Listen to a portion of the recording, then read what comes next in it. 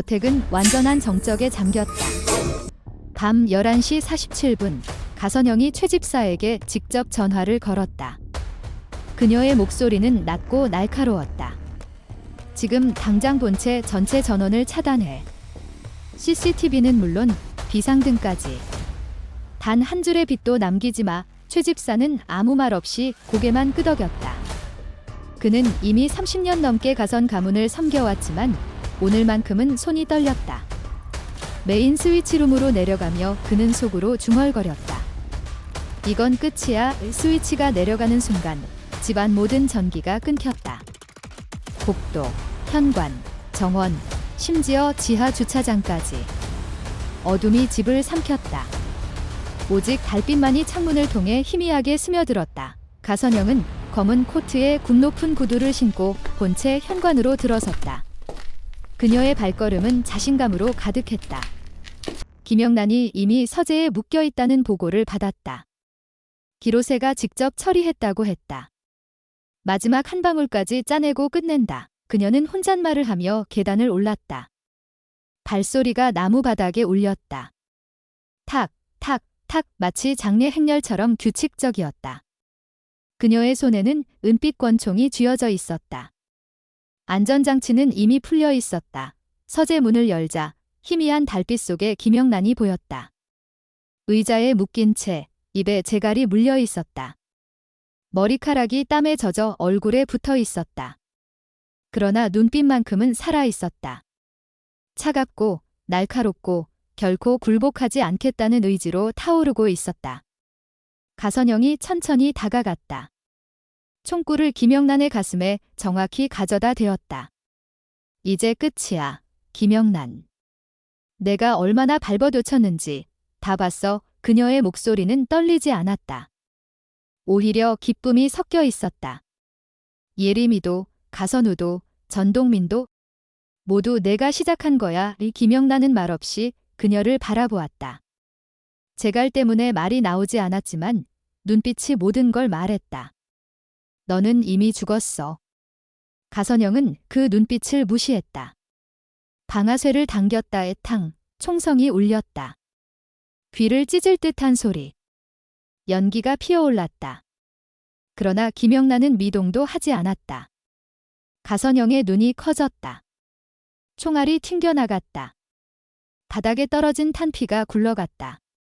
김영란은 방탄조끼를 입고 있었다. 가선영이 이를 악물었다. 이게 뭐야? 그 순간 옆방 침실 벽면이 스르륵 열렸다.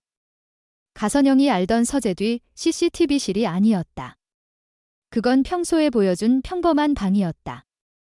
진짜 비밀은 침실 속 침실이었다. 가성호가 직접 설계한 누구도 모르는 이중 구조. 벽이 열리자 차가운 공기가 흘러나왔다. 그리고 그 안에서 한 남자가 나왔다. 검은 양복. 단정한 넥타이, 손에 권총호. 가성호 회장이었다. 가선영이 돌아섰다. 얼굴이 창백해졌다. 입이 벌어졌다. 아버지. 목소리가 갈라졌다. 다리가 후들거렸다. 그녀는 총을 돌렸지만 손이 떨려 조준이 되지 않았다. 가성호는 천천히 다가왔다. 그의 발걸음은 늙은 몸에도 불구하고 단단했다. 내가 보낸 약 잘 먹었다. 그의 목소리는 얼음장 같았다. 차갑고 무자비했다. 매일 아침 최 집사가 타준 커피에 넣은 그 약 기억하지? 가선영의 눈이 흔들렸다. 그걸로 날 죽이려 했지? 천천히 고통스럽게 그는 리모컨을 꺼내 눌렀다. 침실 벽면에 숨겨진 대형 스크린이 켜졌다. 화면에는 방금 전 장면이 재생되었다. 가선영이 김영란에게 총을 겨누고 쏘는 모습. 음성까지 선명했다. 이제 끝이야. 김영란. 그녀의 목소리가 메아리 쳤다. 가선영이 비명을 질렀다. 이게 어떻게? CCTV는 껐는데. 서재 CCTV는 내가 껐지. 가성호가 차갑게 웃었다. 하지만 침실방은 내가 만들었어. 내가 들어오기 3개월 전부터. 내가 자는 동안, 내가 씻는 동안, 내가 전화하는 동안 모두 찍혔다. 김영란이 재갈을 풀고 일어났다.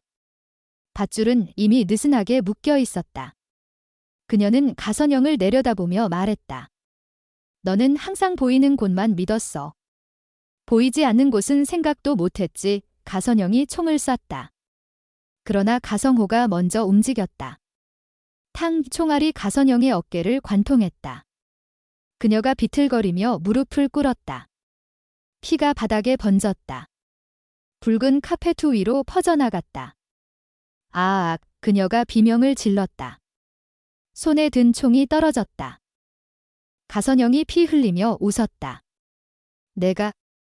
내가 이렇게 끝날 리가. 그녀는 기어서 총을 주우려 했다. 그러나 김영란이 먼저 주었다. 이제 그만해. 가선영이 고개를 들었다. 눈이 충혈되었다. 너도 날 죽일 거야. 김영란이 고개를 저었다. 아니.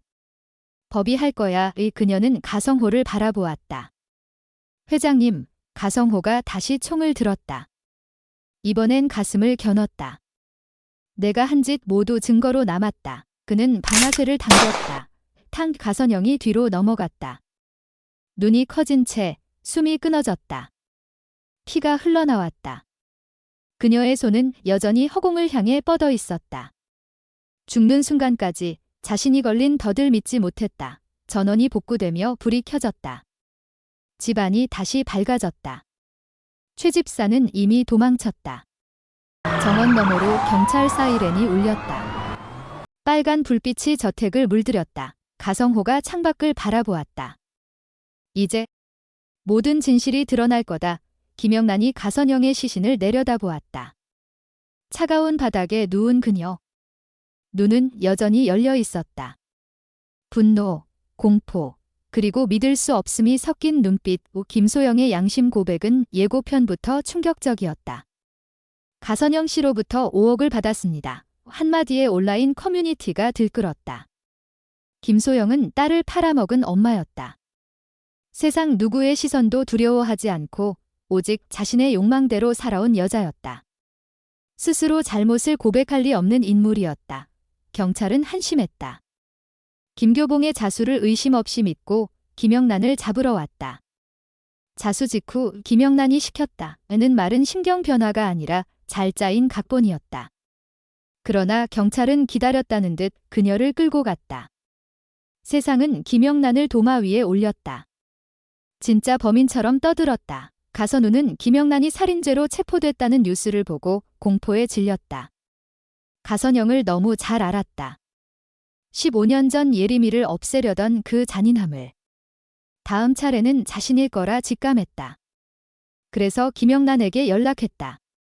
하지만 약속 장소에 나타난 건 기로세였다. 그 전에 가선우는 예림이 영상을 무기로 가선영을 협박했다. 주식 다 내놔. 가선그룹을 차지하려는 속셈이었다. 그러나 약속 장소에 나타난 건 가선용이 아니라 살인 전문 패거리였다. 이돈의 도움으로 가까스로 도망쳤다. 그런데 김영란이 범인이라는 보도가 터지자 가선우는 증거를 김영란에게 넘기기로 결심했다. 안타깝게도 증거거래 장소는 이미 노출됐다. 가선영이 카톨릭 신앙을 가진 살인자 기로세를 보냈다. 가선영은 심리학 지식을 이용해 그를 조종했다. 심지어 자살까지 시켜 김영란에게 죄를 뒤집어 씌울 계획이었다. 그런데 그 순간 전동민이 나타나 김영란을 끌어안았다. 내가 책임질게. 김영란은 오열하며 이돈 변호사에게 끌려나갔다. 경찰이 도착하기 직전이었다. 현장에는 전동민만 총을 든 채 남아 있었다. 경찰은 그를 체포했다. 가선영은 김영란을 아직 잡지 못해 분노했다. 최후의 일격을 준비했다. 김영란을 협박했다. 김영란의 마음은 백혜지 사건으로 이미 산산조각 났다. 이번엔 전동민까지 연루됐다. 분노가 극에 달했다. 내 손으로 가선영을 끝낸다. 그러나 가선영은 이미 김영란 명의의 유언장을 작성해 놓았다. 가성호 회장처럼 자살하라는 요구였다. 따르지 않으면 전동민은 사형. 김영란이 자살하고 미리 작성된 유언장에 지장을 찍으면 전동민을 살려주겠다고 했다. 김영란은 절망에 휩싸여 집으로 돌아왔다. 가성호 회장의 권총을 손에 들고 관자놀이에 가져다 대었다. 그런데 그 순간 벽면의 비밀문이 스르륵 열렸다. 그림자 하나가 나타났다. 김영란이 깜짝 놀라 총을 떨어뜨렸다. 죽은 줄 알았던 가성호 회장이 멀쩡히 서 있었다. 가성호가 웃으며 말했다. 벌써 포기하려고. 그 갑작스러운 등장에 김영란의 정신이 번쩍 들었다. 아직 자신을 지켜주는 사람이 있다는 사실이 힘을 주었다. 김영란은 가선영의 요구를 무시하고 판을 뒤집기로 결심했다. 사실 가선우를 쏜 건 기로세였다. 전동민에 대한 책임 추궁은 불가능했다. 가선영과 기로세의 증거가 공개되면서 정세가 완전히 뒤바뀌었다. 전동민은 우연히 현장을 목격한 행인으로 밝혀졌다. 가선영은 결과에 격노하며 항소하려 했지만 증거는 명백했다. 게다가 가성호 회장이 직접 경찰에 압력을 넣었다. 가선영은 다가오는 형벌을 피할 길이 없었다.